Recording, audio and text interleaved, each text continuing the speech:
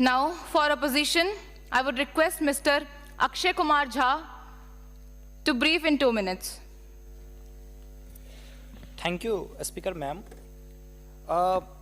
2047 के विकसित भारत की परिकल्पना करते हुए हम पश्चिमी द्वार से बाहर निकल रहे थे, तभी पूर्वी द्वार में डॉक्टर APJ अब्दुल कलाम ने कहा कि अरे मेरे विकसित भारत 2020 की परिकल्पना को तो एनालिसिस करते जाओ। माननीय महोदय, मैं कहना चाहूँगा कि 2047 में विकसित भारत बाद में बना लीजिएगा, पहले APJ अब्दुल कलाम के सपनों का 2020 का भारत कहाँ गया उसको तो एक बार एनालिसिस कर लीजिए। और मैं मानता हूं कि उसके एनालिसिस के पश्चात जो आपके पास जो रिजल्ट आएगा, जो परिणाम आएगा, वो 2047 के विकसित भारत की परिकल्पना को पूर्ण करने में कहीं ना कहीं बेहतर साबित होगा। मैं उस क्षेत्र से आता हूं जो बिहार को 2 भाग में बांटती है, एक नॉर्थ बिहार, एक साउथ बिहार। हमारा मिथिला का रीजन 6 महीने बाढ़ के पानी से ग्रसित रहता है। जब मैं राज्य सरकार से पूछता हूं तो कहते हैं कि विदेश का मामला है भैया, नेपाल पानी छोड़ देता है, मैं क्या करूं, उधर से चना डैम बना देता है। अब तो राज्य में भी सरकार आपकी है, केंद्र में भी आपकी है, तो प्रभु कृपया कुछ तो मदद कीजिए।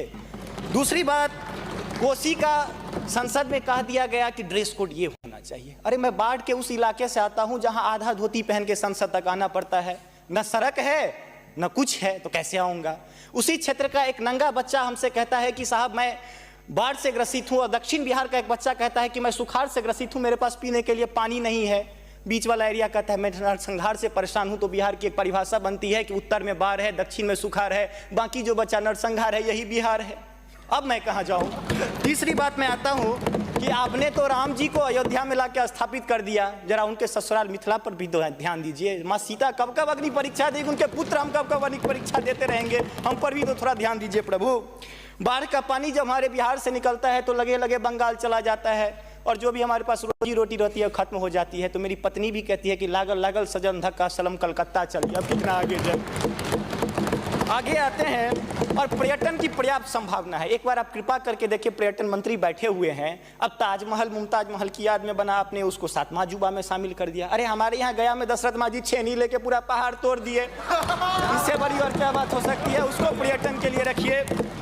और ये जो भूखमरी, बेरोजगारी, अशिक्षित राज्य की जो हम पर वो जो पीठ पर धो रहे हैं, वो हमको इसी तरह की कविता याद दिलाती है कि तू सिंह मारती गैसी, मैं कोने में दुबका बैल प्रिय, मैं पीपल सा सीधा साधा, तुम उस पे लटकी चुड़ैल प्रिय। तो ये अशिक्षा, बेरोजगारी हम पर चुड़ैल की तरह लटकी है।